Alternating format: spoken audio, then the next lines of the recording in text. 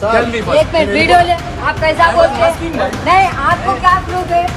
आप पाकिस्तान है, वही आप Why है। you are staying here? First तो of all, my पाकिस्तान का बोल देते। आज से बाद इस क्षेत्र से जय श्री राम की आवाज आई, अगर अल्लाह की आवाज आई तो बुलडोजर हम खरीद के चला देंगे पूरे। मुझे आज यहाँ शोरूम में खड़े रहते हुए डर लगता है कि क्या मालूम कल कौन कहाँ से आ जाए और मुझे मेरे ऊपर कोई बड़ा हादसा हो जाए। एफआईआर आप पे हुआ है? जी हाँ, मेरे ऊपर क्या चीज़ एफआईआर हुआ। पता नहीं मुझे, एफआईआर हुआ है उन्होंने, क्योंकि एफआईआर के बाद उन्होंने साइन वगैरह का वो लोग लेडीज लोग करके गए। जुर्म मेरा ये है कि मैं दाढ़ी और टोपी रखा हुआ हूँ और जू पे शोरूम लेकर बैठा। हम चाहते हैं हमारी मस्जिद नहीं जानी चाहिए, हमारी मस्जिद नहीं जाए, हम चले जाए, हमें चाहे सबको मार दें, पूरे मुसलमानों को मस्जिद नहीं जानी चाहिए। यहाँ से हम मस्जिद नहीं जानी चाहिए पर बिल्कुल भी। हम दिन में क्या मस्जिद रुक जा, हमारी मस्जिद रुक जा, हम तो हाथ जोड़े नो करके हमारी मस्जिद रुक जा। हम तो टुकड़ा भी ना खा रहे, पेट भर गया, हमारे बच्चे भी रो रहे हैं, हम खुद भी रो रहे हैं, हमारे आदमी भी काम करने को ना जा रहे। ऐसा करा है, बताओ क्या करा? हमें मार दो, हमें छुड़वा दो, मगर हमारी मस्जिद ना जावे। नमस्कार, स्वागत है आपका। मैं हूं आरफा खानम शेरवानी। अमेरिका की सांसद इल्हान उमर ने हाल ही में कहा कि भारत में जो जेनोसाइड है, नरसंहार के 8वें स्तर पर पहुंच चुका है। भारत नरसंहार के जेनोसाइड के 8वें स्तर पर पहुंच चुका है। अब आप पूछेंगे ये 8वां स्तर क्या होता है? ये 8वां स्तर होता है उत्पीड़न का, जी हाँ, ऑपरेशन का। जबकि एक समुदाय को बड़े पैमाने पर सताया जा रहा हो, उसको जेनोसाइड का 8वां स्तर कहा जाता है। जिन जिन देशों में, खित्तों में जेनोसाइड हुए हैं हमारे इतिहास में मानवता के, वहाँ पर ये देखा गया है कि जेनोसाइड यानी नरसंहार एक स्तर पर नहीं होता, यानी अचानक नहीं होता, बल्कि उसके अलग अलग मकाम होते हैं, जिसमें आखिर में आकर किसी समुदाय को, जिसमें ख़ासकर एथनिक माइनॉरिटीज़ यानी कि अल्पसंख्यक समुदाय होता है, कि इस अल्पसंख्यक समुदाय को उसकी नस्ल कशी की जाती है या बड़े स्तर पर उसके ख़िलाफ़ हिंसा फैलाई जाती है। टीवी चैनल, अखबार लिख रहे हैं कि इल्हान उमर ने जहर फैलाया है, उन्होंने जहर उगला है, वो एंटी इंडिया हैं, वो भारत को पसंद नहीं करती, वो जहरीली हैं। चलिए खाक डालिए एक पल के लिए इल्हान उमर को। आइए देख लेते हैं हो क्या रहा है भारत में भारत के मुसलमानों के साथ क्या हो रहा है। क्या हो रहा है 20-22 करोड़ मुसलमानों के साथ? मैं बिल्कुल विश्वास नहीं करती जिस पर इल्हान उमर जो कह रही है। मैं बिल्कुल नहीं बताना चाहती भारत के मुसलमानों को कि कोई जेनोसाइड या नरसंहार या नस्ल कशी होने वाली है। मैं सिर्फ आपको कुछ एपिसोड्स ऐसे बताना चाहती हूँ जो पिछले 48 घंटे के अंदर घटे हैं।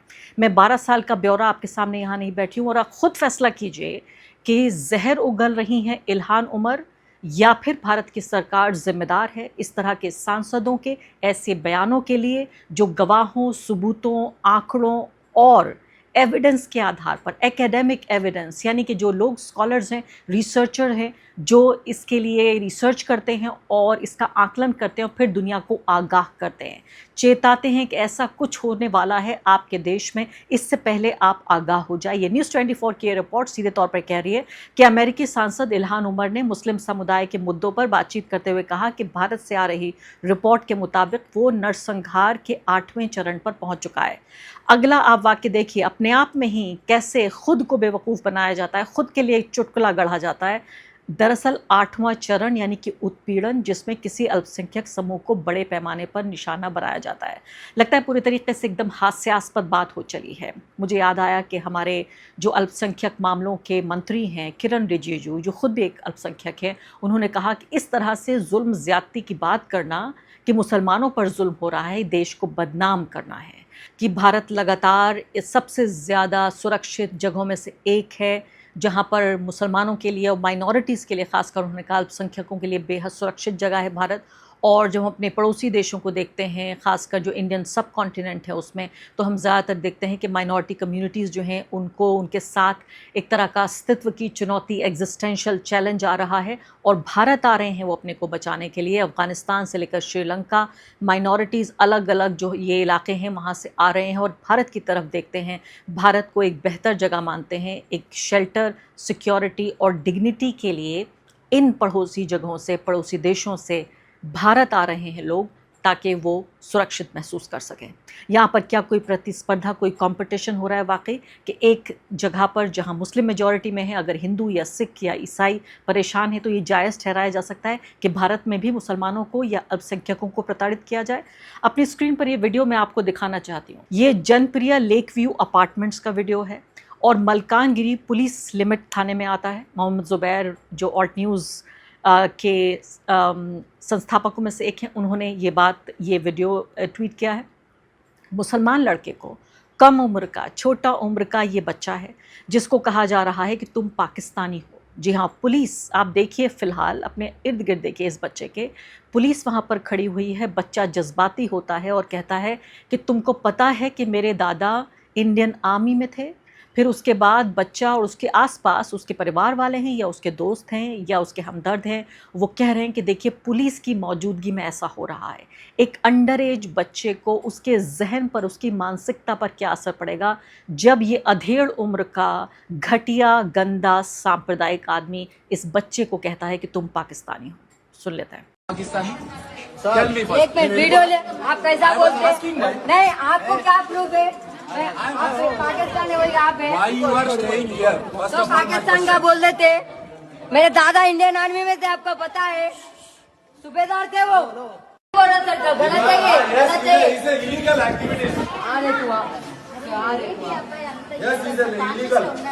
और आगे बढ़ने से पहले एक अदना सी गुजारिश कि आप मेंबर बनिए मेरे चैनल का आरफा खानम शेरवानी। अगर आप मेंबर बनते हैं, आपके समर्थन से आप मेरा हाथ मजबूत करेंगे, इतना मजबूत कि मैं सत्ता का कॉलर पकड़ के सवाल पूछ सकूंगी और जो हमारे समुदाय में हाशिए के जो तबके हैं उनकी आवाज़ उठा सकूंगी। आप यकीन जानिए, आपका एक छोटा सा सहयोग मेरे लिए इतना बड़ा होगा जिसके लिए आप अंदाज़ा भी नहीं लगा सकते। अब यहाँ पर अलग अलग लोग इसको ट्वीट कर रहे हैं वीडियो को और कह रहे हैं कि देखिए ज़रा पुलिस इस पर एक्शन लेना चाहिए। तेलंगाना, ये कांग्रेस शासित प्रदेश है, ये मैं वही कह रही हूँ कि जेनोसाइड की शर्त ये नहीं होती कि सिर्फ उसी पॉलिटिकल पार्टी जो कि बहुसंख्यकवाद की हिंसक राजनीति कर रही है सिर्फ वही हो, बल्कि देश में एक तरह का एक राष्ट्रीय भावना, एक नेशनल सेंटिमेंट इस तरह फैला दिया गया है कि हर चीज़ मुसलमानों से जुड़ी हुई, चाहे उनका पहनावा हो, चाहे उनके खाने का तरीका हो, उनके जीने का तरीका हो, उनके इबादत करने का तरीका हो, उनकी इबादत की जगह हो, जिस भी तरह से मुसलमान की ज़िंदगी का हर आस्पेक्ट आज भारत में ख़तरे में है। और मैं साथ साथ कहती हूँ, इल्हान उमर को खाक डालिए, विदेशी हैं इल्हान उमर। मैं आपके सामने जो फ़िलहाल यहाँ गवाह और सबूत पेश कर रही हूँ, सिर्फ उनको देखिए और अपनी अक्ल से फैसला लीजिए कि क्या आप इसको नरसंहार कहेंगे या नहीं। अगली खबर देखिए आप, किस तरह से राजस्थान में 12 मस्जिदों को नोटिस दिया गया एक दिन पहले, यानी इससे पहले एक हफ्ते पहले का 11 तारीख का ये नोटिस था जो लेट पहुंचा और एक दिन पहले नोटिस दिया गया कि ये इलीगल हैं ये मस्जिदें, और इसके बाद 4 मस्जिदों को अब तक ढाया जा चुका है। आज तक की रिपोर्ट कह रही है कम से कम एक मस्जिद को ढाने की बात कर रही है कि एक दिन पहले नोटिस आया है, भारत पाक सीमा के आसपास जो गांव बसा हुआ है वहां पर इस मस्जिद को ढाया गया है।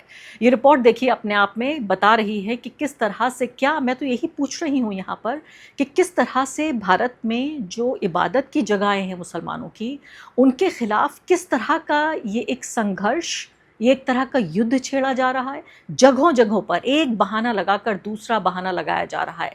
मेरठ का ये किस्सा देखिए, मैं आपको बताऊंगी एक ही पल में, आपको वीडियो भी सुनाऊंगी जहां ये महिला रो रही है। 200 साल पुरानी मस्जिद, जी हाँ 200 साल पुरानी मस्जिद को तोड़ने का ऑर्डर आया है। कहा जा रहा है कि ये पुलिस थाने की ज़मीन पर बनाई गई है। भारत को आज़ाद हुए 80 साल नहीं गुजरे, पुलिस थाने यानी भारत की सरकार के, भारत के कानून के मातहत काम करते हैं। ये 200 साल पुरानी मस्जिद, उसको तोड़ा जा रहा है कि पुलिस थाने की ज़मीन पर ये मस्जिद बन रही हुई है। आप सोचिए कि कोई भी बहाना, सड़क का चौड़ीकरण करना, कहा जा रहा है कि दस्तावेज़ नहीं है किसी मस्जिद के पास, इलीगल ज़मीन पर बनी हुई है, कोई भी किसी मदरसे वाले या किसी मौलाना के पास के ऊपर कोई केस दर्ज हो, कोई भी मामला हो, जाके सीधे तौर पर मस्जिदों को, मदरसों को निशाना बना दिया जाता है। और अब ये मामला इतना सामान्य हो चुका है कि इस बारे में अब कोई बात भी नहीं करता। देख लेते हैं। हम चाहते हैं हमारी मस्जिद नहीं जानी चाहिए, हमारी मस्जिद नहीं जाए, हम चले जाए, हमें चाहे सबको मार दें, पूरे मुसलमानों को मस्जिद नहीं जानी चाहिए यहाँ से, हम मस्जिद नहीं जानी चाहिए पर बिल्कुल भी। हम तो नहीं कहे मस्जिद रुक जा, हमारी मस्जिद रुक जा, हम तो हाथ जोड़े नु करके हमारी मस्जिद रुक जा। हम तो टुकड़ा भी ना खा रहे, पेट भर गया, हमारे बच्चे भी रो रहे हैं, हम खुद भी रो रहे हैं, हमारे आदमी भी काम करने को ना जा रहे। ऐसा करा बताओ, क्या करा? हमें मार दो, हमें छुड़वा दो, मगर हमारी मस्जिद ना जावे। जी हाँ, तो आज तक की रिपोर्ट कह रही थी किस तरह से ऑपरेशन क्लीन के तहत कार्रवाई शुरू हुई है। भारत पाक सीमा से सटे गांव में मस्जिद पर चला बुलडोजर। राजस्थान के बाड़मेर जिले में भारत पाक सीमा से सटे मलाना गांव का ये किस्सा है। और ये महिला का जो मैंने दर्द आपको सुनाया, ये वो महिला है जो मेरठ की मस्जिद टूटने के लिए रो रही है और कह रही है कि 200 साल पुरानी ये मस्जिद है, ऐतिहासिक मस्जिद है। अगला वीडियो मैं आपको दिखाती हूँ, गवाह नंबर 3। अब ये देखिए, और ये 48 घंटे, ये सब कुछ आपको मैं 48 घंटे के भीतर जो आपकी न्यूज़ की टाइमलाइन है उस पर क्या हुआ है। 12 साल का किस्सा सुनाने बैठूंगी तो कई दिन गुजर जाएंगे, बोलते हलक सूख जाएगा और मैं आपके सामने बता नहीं पाऊंगी कि कितना कुछ हो रहा है यहाँ पर। और फिर मैं कहती हूँ, खाक डालिए इल्हान उमर पर, बिल्कुल विश्वास मत कीजिए, अपनी अकल पर भरोसा कीजिए। तीसरा वीडियो मैं आपको दिखाना चाहती हूँ। यहाँ पर ये व्यक्ति हैं, वो ये कह रहे हैं कि मैं अपने शोरूम में खड़ा होकर डरता हूँ कि कब कोई आकर मुझ पर हमला कर दे। मेरा जुर्म सिर्फ इतना है कि मैं दाढ़ी टोपी वाला हूँ। मुझे आज यहाँ शोरूम में खड़े रहते हुए डर लगता है कि क्या मालूम कल कौन कहाँ से आ जाए और मेरे ऊपर कोई बड़ा हादसा हो जाए। FIR आप पे हुआ है? जी हाँ, मेरे ऊपर क्या चीज़ FIR का? हुआ, पता नहीं मुझे। FIR हुआ है उन्होंने, क्योंकि FIR के बाद उन्होंने साइन वगैरह का वो लोग लेडीज लोग करके गए। जुर्म मेरा ये है कि मैं दाढ़ी और टोपी रखा हुआ हूँ और जू पे शोरूम लेकर बैठा। सुना आपने इन महोदय को। ये वीडियो मैं आपको पूरा नहीं दिखा सकती, इसका सिर्फ एक अंश दिखा रही हूँ, मेरे पास कॉपीराइट नहीं है इस वीडियो को दिखाने का। ये कह रहे हैं, आगे बढ़ते हैं और ये कहते हैं, रफ़त हुसैन साहब हैं, वो ये कह रहे हैं कि मुंबई के जुहू में कपड़ों का एक शोरूम चलाते हैं। एक दिन में 4 महिलाएं, हिंदुत्ववादी महिलाएं उनके पास पहुंची और कहने लगी कि उनको कुछ कपड़े दिखाए जाएं और उसके बाद जवाब के तौर पर एक तरह से उनको टारगेट करने लगी। वो अपनी दुकान छोड़कर पुलिस थाने में गए और वहाँ पर जाकर उन्होंने बताया कि किस तरह से महिलाओं की ने जो बदतमीज़ी उनके साथ की, वो पुलिस को बात बताने के लिए गए तो 150 लोग पुलिस थाने में इकट्ठा हो गए और उन पर हमला करने की कोशिश की। पुलिस ने जैसे तैसे भीड़ को तो अलग कर दिया, लेकिन रफ़त हुसैन साहब यहाँ ये कह रहे हैं कि पुलिस वाले खुद ये कह रहे थे कि ऐसी कोई भीड़ जमा नहीं हुई, यानी खुद उनको उनके मुंह पर ही झूठा बता दिया गया। तो सबके बाद आपको लग रहा होगा कि इस व्यक्ति को कॉम्पेंसेशन मिलना चाहिए, सुरक्षा मिलनी चाहिए, कि ये भारत का नागरिक है, भारत के संविधान के तहत, कानून के तहत इस व्यक्ति को सुरक्षा मिलनी चाहिए थी। नहीं, इस व्यक्ति के खिलाफ FIR दर्ज की गई है। Police report, first information report इस व्यक्ति के, रफ़त हुसैन साहब के खिलाफ दर्ज की गई है। जी हाँ, ये इस तरह की चीज़ें सामने आ रही हैं। ये वीडियो आपने देख लिया, अब दिल पर हाथ रखिए। अगला वीडियो जो मैं बिल्कुल नहीं चाहती थी कि आपके मोबाइल फ़ोन्स या टीवी की स्क्रीन पर ये वीडियो मैं लेकर आऊँ, लेकिन मैं मजबूर हूँ इस वीडियो को आप तक लाने के लिए, मुझे माफ़ कीजिएगा। पहले वीडियो देखिए। नहीं छोड़ेंगे, इनके पेट में जो बच्चा है उसे भी निकालने का, मारने का प्रयास करेंगे अगर हमारे बच्चों को मारा गया। अब लड़ाई आर पार की होगी। क्या कहेंगे ऐसे? मुसलमान घर है, आरोपी अगर नहीं है मुसलमान घर है जी, आरोपी मत कहो ऐसे। जी हाँ, ललित शर्मा नाम का ये व्यक्ति है, देखने में बेहद बदसूरत, और उससे भी ज़्यादा बदसूरत है उसकी वो सोच, और शायद वही उसकी शक्ल पर छप रही है। ये व्यक्ति कह रहा है कि मुस्लिम महिलाओं के लिए कह रहा है कि उनकी कोख में से बच्चा निकाल कर, गर्भ चीर कर बच्चे को मारने की धमकी दे रहा है। जी हाँ, ये शैतान, कभी सोचा है आपने शैतान कैसा दिखता होगा? ये जो चेहरा आप देख रहे हैं, बिल्कुल इसी तरह का शैतान दिखता है, जिसकी सोच इंसान जैसी नहीं होती, उसी को हम शैतान कहते हैं। ललित शर्मा नाम का ये व्यक्ति है और ये धमकी दे रहा है। ना कोई उत्तराखंड की पुलिस, ना ही कोई उत्तर प्रदेश की पुलिस, ना ही नेशनल कमीशन फॉर वुमेन, ना ही कोई ह्यूमन राइट्स कमीशन। भारत में कोई कानून, कोई संविधान, कोई रूल ऑफ लॉ नाम की चीज़ है? ये जब मुसलमानों की बात आती है तो ना कोई कानून होता है, ना संविधान होता है, ना पुलिस होती है, ना मीडिया होती है, ना अदालत होती है। और इस तरह के अमानवीय, गैर इंसानी लोगों को भारत के मुसलमानों, अल्पसंख्यकों के खिलाफ इतनी भद्दी टिप्पणियां करने के लिए खुला छोड़ दिया जाता है। ये व्यक्ति यही नहीं रुका, इसके बाद उसने क्या कहा, सुनिए।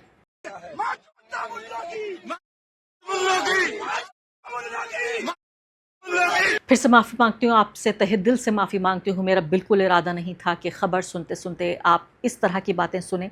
मैंने कई हिस्सों को इस वीडियो में बीप भी किया है ताकि आपके मन मस्तिष्क पर इतना बुरा असर ना पड़े जितना मेरे मन मस्तिष्क पर पड़ा है। यकीन जानिए, मैं पत्रकार हूँ, रोज़ रिपोर्टिंग करती हूँ, यही मेरा काम है, यही शायद मेरी किस्मत भी है। लेकिन मेरा भी बहुत दिल दुखा है ये रिपोर्ट आपको सुनाते हुए, बताते हुए।